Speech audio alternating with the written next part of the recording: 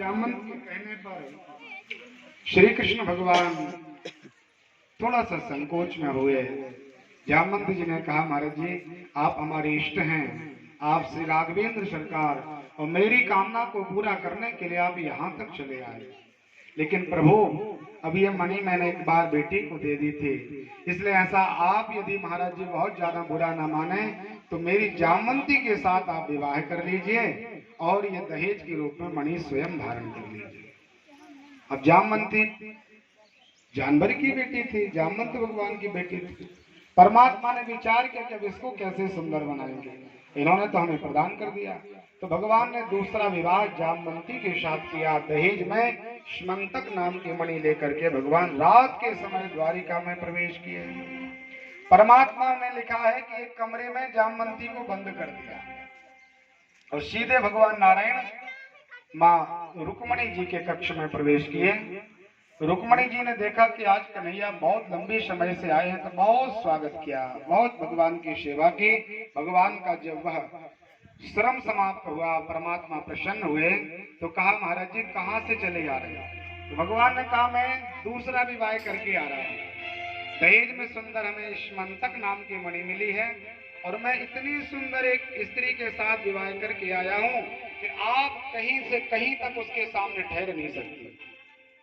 अब रुक्मणी जी को लगा मैं इतनी सुंदर हूँ, और भगवान कहते हैं कि वो अनुपम सुंदरी है, आपसे लाख गुना सुंदरता उसके अंदर है। तो मैया के अंदर असूया भाव प्रकट हो गया। माताओं को लगता है कि हमसे ज्यादा सुंदर शायद कोई हो। तब मैया ने भगवान शिव की चरण शरण ग्रहण की, बाबा को मनाया, हे भोले बाबा ऐसी कृपा करना, सुंदर है हमें चिंता नहीं है, लेकिन इतनी सुंदर हो कि हमसे ज्यादा नहीं होनी चाहिए। तो थी तो वो जानवरी जामवंती थी, उसके पास कोई सुंदरता नहीं थी, वो तो मानव ही नहीं थी, लेकिन भोले बाबा से कृपा मांगी जामवंती के लिए कि महाराज सुंदरता हो हमें चिंता नहीं, लेकिन हमसे थोड़ी सी कम रहे। तो बिल्कुल लक्ष्मणी के समान ही जामवंती का स्वरूप हुआ। दरवाजे खोले गए तो वह जामवंती की बेटी, महात्मा जामवान की बेटी जामवंती सर्वांग सुंदर निकली। कौन भक्त वत्सल भगवान की। प्रभु का दूसरा विवाह इस तरह जामवंती के साथ पूर्ण हुआ। अब यहाँ पर सत्राजित जी को और परेशानियां हो रही। सत्राजित ने विचार किया कि देखिए अभी तक हमारी जय जयकार होती थी, अब सब हमें अपमानित करने लगे कि तेरे पास धन वैभव आया और तूने कन्हैया के ऊपर कालक्षेप लगाया, भगवान श्री कृष्ण का अपमान करने के लिए तुमने इस प्रकार से भगवान पर कलंक लगाया था, और परमात्मा ने वो मणि वापिस कर दी सत्राजित जी के लिए। अब इसको विचार आया हम क्या करें, कहीं पर जाते सब अपमान करने लगे, कहीं पर भी मेरा सम्मान नहीं होता, गालियां देने लगे व्यक्ति सब। तब सत्राजित ने विचार किया कि ऐसा करें, परमात्मा से संबंध स्थापित कर लें, और भगवान से यदि संबंध हो जाएगा तो निश्चित रूप से हमें कोई अपमानित नहीं कर सकता। तो एकांत में वह जामवंत भगवान नारायण के पास पहुंचा। परमात्मा ने कहा, सत्राजित जी आप आए हैं, स्वागत है, पधारो। अब क्या है, क्या शेष रह गया, आपने इतना मेरा जगत में अपमान कराया, कलंक लगाया, अब क्या तुझे चाहिए? सत्राजित जी ने कहा, हमारा क्षमा कर दीजिए, हमसे बहुत बड़ी गलती हो गई, अब ऐसा करो कि हमें कोई कामना नहीं है स्मंतक मणि की, वो मणि भी आप ले लो और मेरी बेटी जो सत्यभामा है उसके साथ आप पाणी ग्रहण कर लीजिए। परमात्मा ने कहा, ठीक है, आपकी बेटी को तो स्वीकार कर लेंगे, लेकिन मणि हम कदाचित भी अपने राजभवन में नहीं रख सकते, इस मणि के द्वारा ही हमें अपमान प्राप्त हुआ है, कलंक लगा है। बार बार आग्रह किया तो भगवान ने कहा, ऐसा करो मणि आप अपने घर में रखो, और मणि से जो सोना निकले वो प्रतिदिन हमारे पास भेजते रहना, उसका पूरा स्वर्ण हमें आप भेजते रहें, हम आपकी कन्या से विवाह करेंगे। तो प्रभु का राघवेंद्र सरकार एक पत्नी व्रत धरा थे, उन्होंने एक ही व्रत धारण किया था कि हम एक पत्नी व्रत धारण करेंगे। यहाँ श्री कृष्ण भगवान ने आज तीसरा विवाह किया, रुक्मणी जामवंती और सत्यभामा के साथ। श्री सुखदेव स्वामी परीक्षित को कहते हैं, राजन लोभ नहीं करना चाहिए, लोभ पाप का मूल है। लोभ यदि आपने जीवन में किया तो बड़ा पाप आपके अंदर प्रवेश कर जाता है, कृपणता में। एक बार एक सेठ जी थे, बहुत लोभी हुए, और लोभ की इतनी पराकाष्ठा महाराज कि धन तो बहुत दिन दूना रात चौगुना बढ़ने लगा, लेकिन ये व्यय नहीं करते थे। श्री तुलसीदास जी कहते हैं, जिम अधिलाभ लोभ अधिकाई। जैसे ही हमारे पास लाभ बढ़ने लगता है तो लोभ की पराकाष्ठा और बढ़ती है। लगता है महाराज इतना हो गया और इतना और होना चाहिए। तो सेठ जी भी इसी तरह थे। बहुत लंबा समय हो गया महाराज जी का, चौथापन लगने लगा। सेठ जी आनंदित थे। एक बार इनकी पत्नी शेठानी कोई सत्संग करने के लिए गई, तो वहां पंडित जी ने बताया होगा कि धन की 3 गतियां होती हैं, दानम भोगो नास्ति। धन की प्रथम गति है दान, और धन की दूसरी गति है कि स्वयं उपभोग कर लें। और यदि हम ये दोनों काम न करें, केवल संग्रहित करें, तो इन दोनों कामों को ना करें तो धन की तीसरी गति नाश हो जाती है। तो उसने आकर के समझाया, महाराज जी पंडित जी तो ऐसा ऐसा बोल रहे थे, अपने पास इतना धन है, आप थोड़ा सा कुछ दान पुण्य करिए। पंडित जी महाराज बार बार कह रहे थे कि आपका धर्म दान जो है निश्चित रूप से सत्कर्म करने से आपको परम पद प्राप्त हो जाएगा, स्वर्ग आदि प्राप्त होंगे। तो उसने कहा ठीक है, दान कर देंगे, इतना सम्मान जला हुआ है को आज ही करने की जरूरत क्या है, हम कर देंगे समय आने पर। एक बार मंदिर गया, 1 रुपए अपने हाथ में उसने लगाया। वहां पर बड़ी सुंदर आरती चल रही थी। अब इसने विचार किया ठीक है, आरती आएगी तो निश्चित रूप से हम ये दान पंडित जी की थाली में कर देंगे। आरती पूरी हुई, भक्तों में आरती घुमाई गई। तो जैसे ही सेठ जी ने अपना हाथ खोला तो देखा कि वह सिक्का रो रहा है। पसीना आ जाता है, आप बहुत ज्यादा हाथ बंद करके रखो, अपने आप पसीना आ जाएगा। इसको क्या लगा कि ये स्वर्ण का सिक्का रो रहा है कि महाराज हमें आपसे दूर नहीं होना, आप हमें क्यों छोड़ना चाहते हो। पुनः इन्होंने अपने कुर्ते में रखा और लौट करके अपनी पत्नी से कहा कि देखो आप तो कहती हो कि दान करो, लेकिन कैसे दान करें, हमारा धन रोने लगता है। अब पत्नी ने विचार किया किसी ना किसी मार्ग से पतिदेव का धर्म तो बनना चाहिए। एक बार प्रयागराज में बहुत सुंदर बहुत सुंदर यज्ञ का आयोजन किया गया। माघ मकर गत जब रवि होई, माघ का सुंदर महीना था।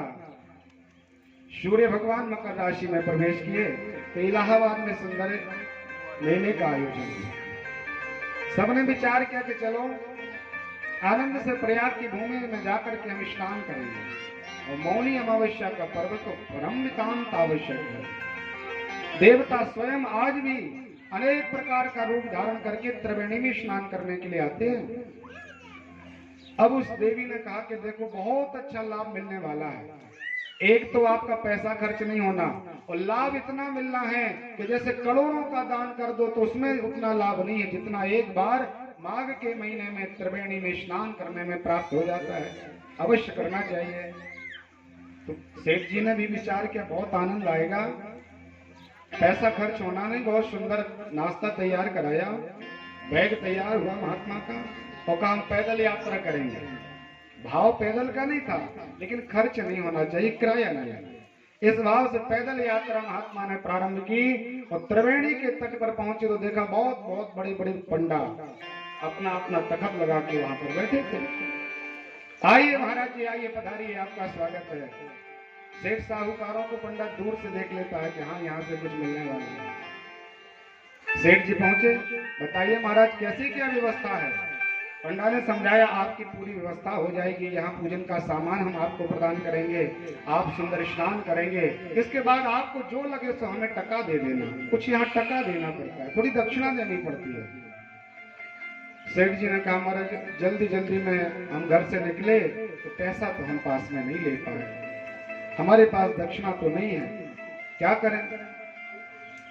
तो पंडा ने बिल्कुल मना कर दिया कि यदि आपके पास धन नहीं है, टका नहीं है, तो आप अन्यत्र चले जाइए, आप इस घाट पर स्नान नहीं कर सकते। सेठ जी को लगा एक ही घाट थोड़ी है, इलाहाबाद में आपने प्रसाद देखा होगा भगवती गंगा यमुना मैया का, अनंत प्रसाद। तो इसको लगा कहीं भी डुबकी लगा ले, कौन देखने वाला है कि इन्होंने प्रयाग में त्रिवेणी में ही स्नान किया, या यमुना जी में स्नान किया, या गंगा जी में स्नान किया। तो जहां पर कोई भी नहीं था, ऐसे बिल्कुल नितांत एकांत घाट पर पहुंचा और इसको लगा 1 सेकंड में डुबकी लगा लें, जल्दी से निकल के चले जाएं तो हमारे स्नान हो जाएगा। परमात्मा असप्रभु दीन बंधु हरि कारण रहित दयाल। भगवान किस चीज पर मोहित हो जाए आपके ऊपर कोई भरोसा नहीं है, किस स्वभाव पर भगवान रीझ जाए। इन सेठ जी की कृपणता पर भगवान मंत्रमुग्ध हुए तो तत्काल एक पंडा का रूप भगवान ने बनाया। सेठ जी ने डुबकी लगाई और बाहर निकले और भगवान ने हाथ रख दिया, महाराज आपका स्नान हो गया। आप कौन हो? कहा महाराज हम ये इसी घाट के पंडा हैं और ये घाट मरणासन्न व्यक्ति यहाँ पर आते हैं, मृत्यु को प्राप्त होकर के यहाँ जलाया जाता है। तो ये घाट इस प्रकार का, यहाँ बहुत ज्यादा लोग नहीं आते और ये कार्य जो आ जाते हैं तो हमारा जीवन चल जाता है आनंद से। अब किसको लगा सेठ जी को कि देखिए वहां तो थोड़ा बहुत भी देते थे तो चल जाता, लेकिन यहाँ पंडा बोल रहा है कि आपके द्वारा ही हमारे 1 वर्ष की व्यवस्था कर दीजिए। अब तो सेठ जी को बड़ा आत्मग्लानि हुई और विचार किया, मैंने सुना है 100 गुंडा और 1 पंडा, कितना भी कोई कितना रंगदार क्यों ना हो लेकिन पंडा के आगे नहीं चलने वाला कुछ। अब सेठ जी ने विचार किया, देखते हैं हम पंडा कितना समर्थवान होता है। बहुत बातें बनाना प्रारंभ कर दिया, महाराज जी हमारा जेब कट गया, 1 रुपए नहीं है, हम कैसे घर जाएंगे, और कुछ भी टका देने का मन तो बहुत है लेकिन महाराज कैसे देंगे हम आपको। पंडा जी ने कहा चिंता मत करो, हम आपको किराया भी दे रहे हैं, आप अपना पता लिखवा दो, एड्रेस लिखवाइए, नाम बताइए, जहां आप रहते हैं हम अवसर पा करके आपके पास आ जाएंगे। इसने विचार किया बहुत अच्छा है, तो नाम था कपूर चंद और इसने मिश्री चंद्र लिखवा दिया। रहता सागर में था तो बता दिया उत्तर प्रदेश का कोई जिला, बिल्कुल विपरीत अवस्था बता दी, रहता कहीं है, क्या नाम है, क्या शहर है। इसने विचार किया पंडित को देखते हैं कितना होशियार होता है, लिखवा दिया 1.25 किलो गेहूं महाराज, 1.25 रुपया आपको भेंट करेंगे। बहुत पुरानी बात। पंडा जी भी तैयार हो गए, सब लिख लिया महाराज जी ने। अभी तो भगवान नारायण थे। सेठ जी जैसे ही सब स्नान आदि करके घर लौटे तो यहाँ सेठ जी की जय जयकार होने लगी। अरे महाराज आपके समान सत्कर्मी कौन हो सकता है, आपने माघ के महीने में और ऊपर से अमावस्या के दिन आपने त्रिवेणी में स्नान किया है, आपका दर्शन करने मात्र से हमारा जीवन कृतकृत्य हो जाएगा। तो जब हम तीर्थ यात्रा से लौटे तो व्यक्ति अपन को भेंट लाता है, कोई नारियल ला रहा, कोई टॉविल ला रहा, कोई वस्त्र दे रहा, कोई पैसे दे रहा है। तो सेठ जी एक चबूतरे पर बैठ गए और जितने भी इनके ग्राहक थे सब ने आकर के महाराज को बहुत भेंट प्रदान कर दिया। सेठ जी ने विचार किया कितना अच्छा धंधा है, 1 रुपए हमारा लगाने, इससे अच्छा चोखा धंधा मुझे नहीं लगता कुछ होगा। किसी प्रकार का धन खर्च नहीं हुआ और पत्नी कहती है आपको धर्म भी मिल गया। और जब लौट के आया तो ढेर लगा हुआ है वस्त्रों का, पैसे का, नारियल का। बहुत आनंद आया सेठ जी को, निमग्न हो गया सेठ। लेकिन महाराज बैसाख का महीना आया और बाहर से आवाज आई, महाराज जी दरवाजा खोलो। सेठ जी ने विचार किया होगा कोई मेरा ग्राहक पैसा लेने आया होगा। पत्नी से कहा देखो कौन आया है। पत्नी बाहर पहुंची, दरवाजा खोला और देखा पंडित जी के रूप में भगवान प्रकट हो गए। सुंदर त्रिपुंड लगा हुआ है भगवान का, एक छोटा सा भगवान थैला दबाए हुए हैं और कहा भैया आपके पतिदेव हमें अपना नाम आदि लिखा के आए थे और कहा था कि घर आना वहां हम आपको दान करेंगे। पत्नी ने विचार किया हमारे पतिदेव इतने धर्मात्मा हो गए कि यात्रा भी करते हैं और दान भी लिखवा के आते हैं कि आनंद से घर आके हम आपको दान करेंगे। बड़ी प्रसन्न होकर के आई, महाराज आपको लख लख बधाई हो, आज पंडित जी इलाहाबाद से आए हैं दान लेने के लिए। सेठ जी ने विचार किया कैसे आ गया यहाँ पर, अरे मैंने तो नाम भी दूसरा बताया, गांव भी दूसरा बताया, यहाँ तक चला कैसे आया। अब महाराज लाल पीले होने लगे। फिर इसने विचार किया चलो ठीक है हम भी सेठ हैं, हमें हजारों लोगों को चराया। कह दो पंडा जी को आप कि महाराज जी अभी अभी जैसे ही आप प्रवेश किए और हमारे पतिदेव मृत्यु को प्राप्त हो गए, मर गए महाराज। उसने कहा कि ऐसे कैसे मैं बोल सकती हूँ, अरे मैं भगवती कात्यायनी का पूजन करती हूँ कि मेरा सौभाग्य अटल हो। देहि सौभाग्यम आरोग्यम देहि मे परमं सुखम रूपं देहि जयं देहि यशो देहि दिशो जयी। अपने मुंह से हम कैसे कहते हैं कि हमारे पतिदेव मृत्यु को प्राप्त हो गए। मारने के लिए तैयार हुआ, बहुत पिटाई करेंगे, जल्दी जाके बोलो। भगवान बाहर खड़े थे, सब जान रहे परमात्मा। प्रभु को समाचार मिला, उसने समझाया महाराज क्या बताएं, आपका आगमन हुआ और हमारे पतिदेव परम गति को प्राप्त हो गए, देह त्याग दिया। रोने लगी जोर जोर से। भगवान ने कहा बहुत सीधे साधे थे महाराज, कितना सत्संग करने वाले, कितना लाभ लेने वाले थे। चलो ठीक है, हमारे यजमान मृत्यु को प्राप्त हो गए तो इनकी अंतिम यात्रा में हम चलेंगे, थोड़ा इनको अग्नि आदि का संस्कार हो जाएगा। हमें मंत्र बहुत आते हैं, बहुत सुंदर विधि के द्वारा इनको हम परम पद प्रदान करेंगे। भगवान ने बाहर डेरा जमा लिया। अब उसने जाकर के कहा महाराज वो तो बैठ गया, जाने वाला नहीं है, कहता है कि हम आपको शमशान तक यात्रा पूरी कराएंगे। सेठ जी ने कहा चलो ठीक है, ये भी हो जाने। लोभ की कृपणता का दर्शन करिए महाराज।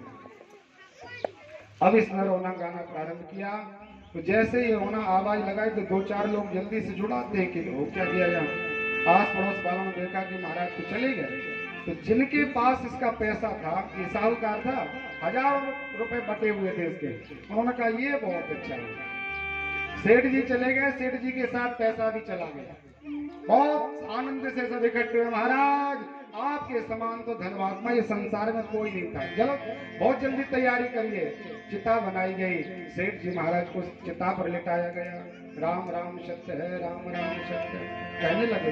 तो उसकी पत्नी जब ये ले जाने लगे तो पत्नी कहने लगी महाराज रुको, मरे नहीं है वो जिंदा है, आप लोग इनको क्यों ले जा रहे, इनका अभी किसी प्रकार से प्राण नहीं निकला। तो सबने विचार किया ये प्रेम करती थी बहुत ज्यादा, इसलिए ये प्रेम में विचार कर रही थी, नहीं महाराज अभी जिंदा है। कहते हैं ना अरे थोड़ा तो बोल दीजिए, कुछ तो बोले, आप हमें छोड़ के क्यों चले गए। ऐसे व्यक्ति बार बार विलंब करते हैं। सबने विचार किया इसकी बातों को मत सुनो, और बहुत सारे लोग इकट्ठे होकर के अंतिम यात्रा में इकट्ठे हुए। भगवान भी आगे आगे चले जा रहे हैं। सब व्यवस्थाएं जो जैसे की जाती हैं वहां की शमशान की व्यवस्थाएं की गई। सेठ जी को लकड़ियों पर रखा गया, पिंडदान आदि हो गए, लेकिन फिर भी सेठ जी ने नहीं कहा पंडित जी ले लेना, 1.25 रुपए तो है, तो 1.25 किलो गेहूं ले लीजिए। बिल्कुल भी नहीं बोला उसने विचार किया देखते हैं पंडा बड़ा होता है कि सेठ बड़ा होता है। अब भगवान ने कहा ठीक है महाराज बहुत सुंदर मुहूर्त है, इनको अब अग्नि दी जाए। बेटा आकर के मुखाग्नि देगा, सर्वत्र अग्नि जलाई जाएगी और इनका सुंदर मोक्ष हो जाएगा। अग्नि जलाने का आदेश दिया गया, फिर भी सेठ जी ने कुछ भी बात नहीं की। भगवान ने कहा ये तो बहुत पहुंचा हुआ है कृपणता में। प्रभु ने कहा रुको महाराज एक मिनट, हमें बहुत अच्छे गीता के श्लोक आते हैं, इसके कान में 2-4 सुना दें, फिर निश्चित रूप से आपके सेठ जी मोक्ष को प्राप्त हो जाएंगे।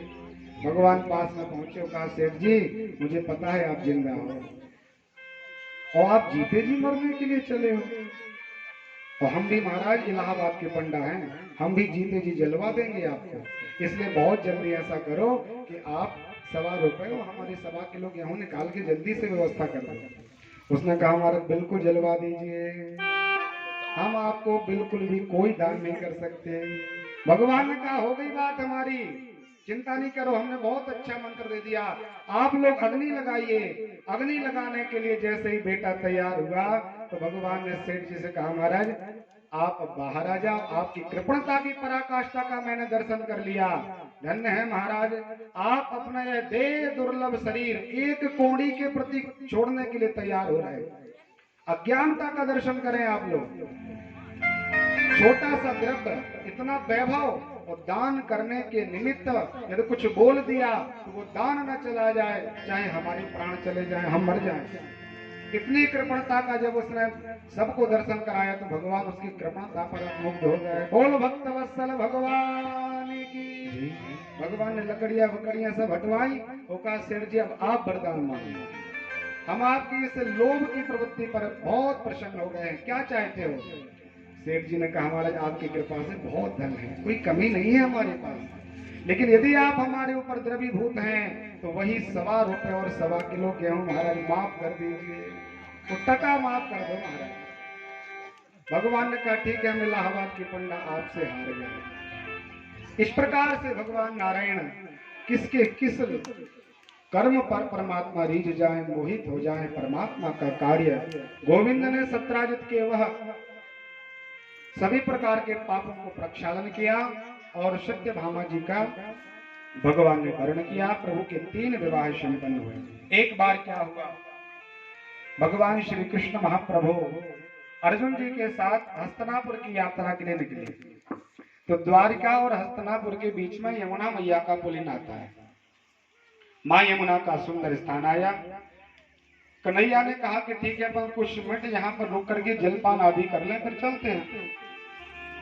परमात्मा रुके, नारायण भगवान ने जलपान किया। अर्जुन ने देखा कि दूसरे घाट में कोई स्त्री बैठी है, सर्वांग सुंदर है, बड़ी सुंदर स्त्री है। कन्हैया से कहा कि महाराज आप इसको पहचानते हो क्या? भगवान ने कहा मैं तो इनको नहीं पहचानता, ये तो अभी मैंने पहली बार देखा इनको। अर्जुन ने कहा पहुंच के आए क्या, कौन है? कहा बिल्कुल चले जाइए। अर्जुन पहुंचे और पूछा देवी आप कौन हो, आपके पति या पिता का नाम क्या है, आप यहाँ पर किसके इंतजार में बैठी हो? तब उसने अपना सुंदर परिचय दिया। अहम देवस्त सविता विहिता पतिमिच्छमि विष्णु वरेण्यं वरदं तपः परमास्थितम् कालस्य समाख्याता वसामि यमुना जले निर्मते भवने पित्रा यावत् अच्युत दर्शनम्।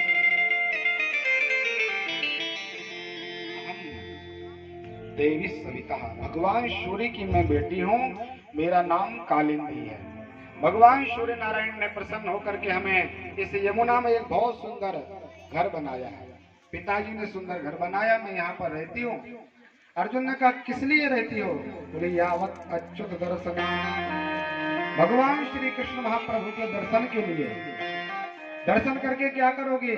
बोले पति भिक्षामि, हम भगवान नारायण के लिए पति स्वरूप प्राप्त करने के लिए यहाँ पर तपस्या में निमग्न है।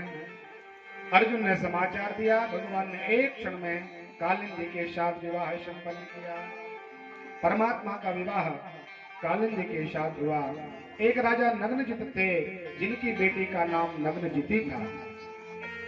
7 बैलों के लिए रंगमंच में बुलाया गया कि एक बार में एक रस्सी में जो व्यक्ति 7 बैलों को बांध दे, उसके साथ में अपनी कन्या का पाणी ग्रहण कर दूंगा।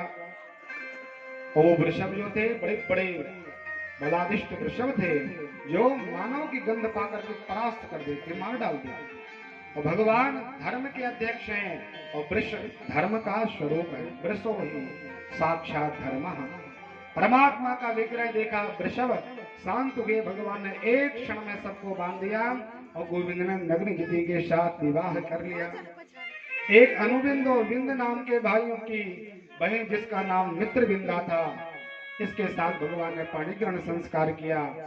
भगवान की एक बुआ जिसके नाम श्रुति कीर्ति है, इनकी बेटी का नाम सत्या, भगवान ने उसके साथ विवाह संपन्न। ऐसे भगवान के 8 विवाह हुए। आनंद से भगवान द्वारिका में पहुंचे। 1 मिनट हुआ भगवान को बैठे, तत्काल निमंत्रण आया। भौमासुर नाम के दैत्य के यहाँ से परमात्मा को चिट्ठी आई और 16,100 कन्याओं ने भगवान को अपनी उलाहना दी, अपनी दशा का दर्शन भगवान की। परमात्मा ने कहा कि देखिए, हम धर्म के लिए आए हुए हैं और एक साथ एक राजा ने 16,100 कन्याओं को कैद कर लिया। परमात्मा ने सत्यभामा को साथ लिया और भगवान भौमासुर को मारने के लिए नाम का राक्षस, जिसकी कन्या बहुत बड़ी एक कामाख्या देवी की उपासना करती, तांत्रिक विधि के द्वारा मैया का यजन करती थी, जो आसाम में मैया विद्यमान है। तो उनके द्वारा प्राप्त विद्या से उसने एक ऐसी क्रिया की कि कोई भी उस क्रिया को तोड़ नहीं सकता था। जो भी उसके पास जाता था भस्मसात मर जाता था। सत्यभामा मैया ने वह विद्या की बात जानी और मैया ने वह विद्या की। यहाँ भगवान आनंद से भौमासुर के राज्य में